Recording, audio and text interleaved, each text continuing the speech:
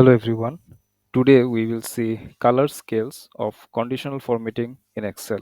So let's start. So this is our data set. Before applying any conditional formatting, let's select this data range.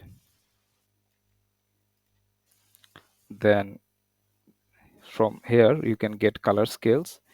If you click, you will get the color scale. Here we can see the maximum numbers are in green color and the minimum numbers in orange color and the midpoint numbers in yellow color. So the less the number, it will go from green to yellow, yellow to orange, and the more the number, if the number is increasing, that it will go towards yellow and green from red.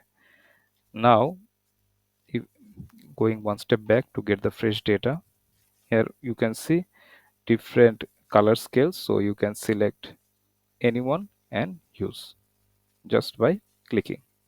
Okay, now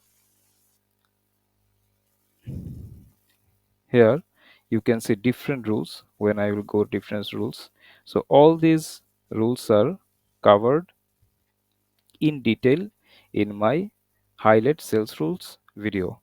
So there are two videos of highlight sales rules. My recommendation is watch these videos multiple times, practice them multiple times, then all the rules will be clear to you.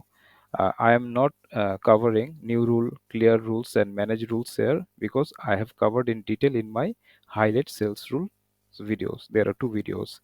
So that's all for today. Thank you very much.